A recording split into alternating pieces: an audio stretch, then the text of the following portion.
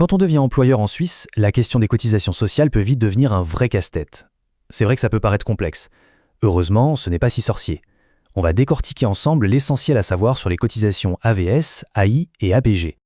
Allez, c'est parti. Voici le programme. On va examiner le cycle de vie complet des cotisations, vraiment pas à pas pour que tout devienne limpide. Première étape, les bases. La question est simple. À partir de quand, exactement, un employeur doit-il commencer à verser des cotisations pour un salarié ? Alors, la règle de base est vraiment simple à retenir. Les cotisations sont dues à partir du 1er janvier de l'année qui suit le 17e anniversaire de la personne employée. C'est tout. Et ce tableau, il illustre parfaitement un point super important. Prenons l'exemple d'une personne née en 2008. On pourrait penser que tout commence à ses 17 ans, en 2025. Eh bien non, l'obligation de cotiser démarre seulement le 1er janvier 2026. C'est une petite subtilité, mais elle est cruciale pour ne pas faire d'erreur. D'accord. Et pour la fin de l'obligation, comment ça se passe ? C'est tout aussi simple. Elle s'arrête dès que l'activité lucrative cesse. Bon, il y a quelques cas particuliers, notamment pour les personnes qui continuent à travailler après l'âge de la retraite, mais on y reviendra. Passons maintenant à un sujet qui, c'est vrai, peut prêter à confusion, les cas un peu spéciaux. On va clarifier tout ça, en particulier pour les apprentis et les membres de la famille qui travaillent dans l'entreprise. Alors là, le point central, c'est la différence de traitement du salaire en nature. Qu'est-ce que c'est ? Eh bien, ce sont les avantages comme la nourriture, le logement. Pour un apprenti, les cotisations sont dues sur tout, salaire en cash et en nature, et ce dès le début.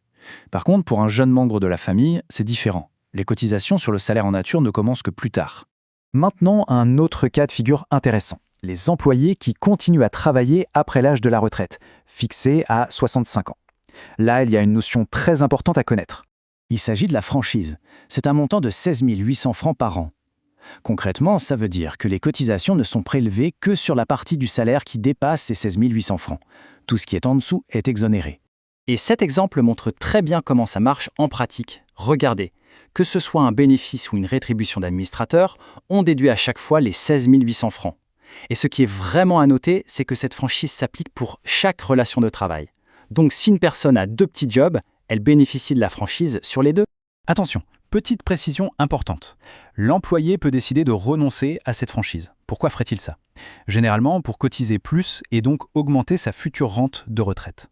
S'il prend cette décision, il doit en informer l'employeur avant le tout premier paiement de salaire de l'année. C'est une information à avoir.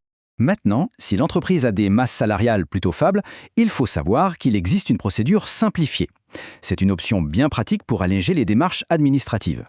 Alors, pour pouvoir utiliser cette procédure simplifiée, il y a évidemment quelques conditions. D'abord, le salaire de chaque employé est plafonné.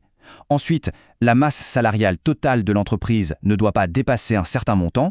Et puis, si on choisit cette option, on doit l'appliquer à tous les employés qui remplissent les conditions. L'avantage, le décompte ne se fait qu'une fois par an. Par contre, attention, cette simplification n'est pas pour tout le monde. Les sociétés de capitaux, comme les SA ou les SARL, n'y ont pas droit. Même chose pour le conjoint ou les enfants de l'employeur qui travaillent dans l'entreprise. Et on arrive au dernier point, mais c'est sans doute l'un des plus importants pour tout employeur, le respect des délais de paiement. On va voir ce qu'il se passe si on est en retard. La fréquence des paiements, elle, dépend du volume total des salaires versés sur l'année. Le chiffre à retenir, c'est 200 000 francs. En dessous de ce montant, les versements sont trimestriels. Si on est au-dessus, ça passe à un rythme mensuel. Et là, ce tableau est vraiment crucial à comprendre. Observez bien, les intérêts de retard ne commencent pas à la fin du délai de paiement, mais bien dès le premier jour de retard par rapport à la fin de la période, que ce soit le trimestre ou le mois. C'est un piège classique dans lequel il ne faut pas tomber. Et la sanction financière n'est pas négligeable. On parle d'un taux d'intérêt de 5% par an sur les montants en retard. Et bien sûr, ces intérêts sont entièrement à la charge de l'employeur. Voilà, pour résumer rapidement ce qu'il faut absolument garder en tête. Premièrement, l'obligation de cotiser qui démarre le 1er janvier suivant les 17 ans. Deuxièmement, les règles spécifiques sur le salaire en nature pour les apprentis et la famille. Troisièmement, la franchise de 16 800 francs pour les employés qui ont passé l'âge de la retraite.